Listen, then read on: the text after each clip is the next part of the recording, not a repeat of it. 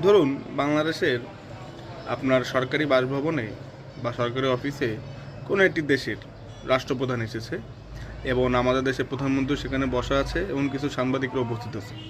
সেখানে হুট করে এক সাংবাদিক প্রশ্ন করলো যে আপনি যে জামাল খাশোগির হত্যাকাণ্ডে আপনার হাত রয়েছে এ ব্যাপারে আপনি কি বলবেন, বা আপনার যে 9/11 যে ঘটনাটি ঘটেছিল ইউএসএতে সেখানে সৌদি আরবের হাত রয়েছে তার ব্যাপারে আপনি কি বলবেন?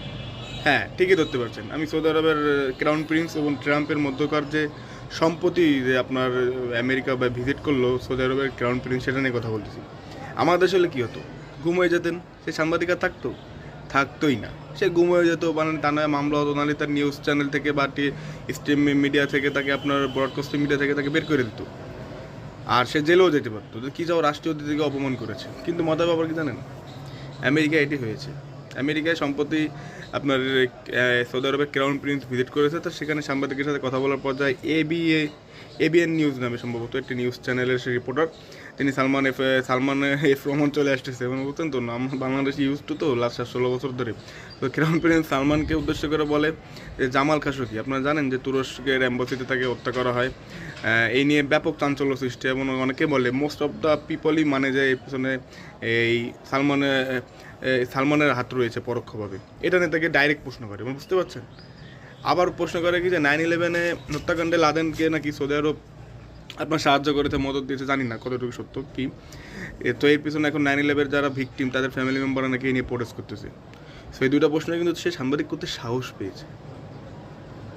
মানে এটাকে তো freedom of express, freedom of impression, freedom of journalism, এটাই তো আমরা বাংলাদেশে তো মুখে বলি freedom of speech, freedom of journalism, freedom of impression. বাংলাদেশে সম্ভব?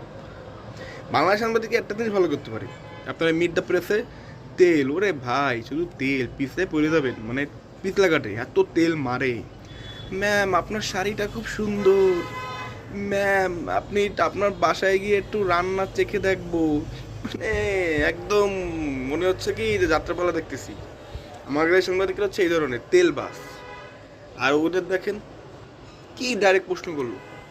হ্যাঁ আমি বলতো, হ্যাঁ আমি বুঝতে পারতেছি যে একটা বাইরের দেশের রাষ্ট্রপ্রধান অতিথি হিসেবে এসেছে, তাকে আপনি এরকম প্রশ্ন করতে পারেন কি না এই নিয়ে আপনি যথেষ্ট ডিবেট রয়েছে।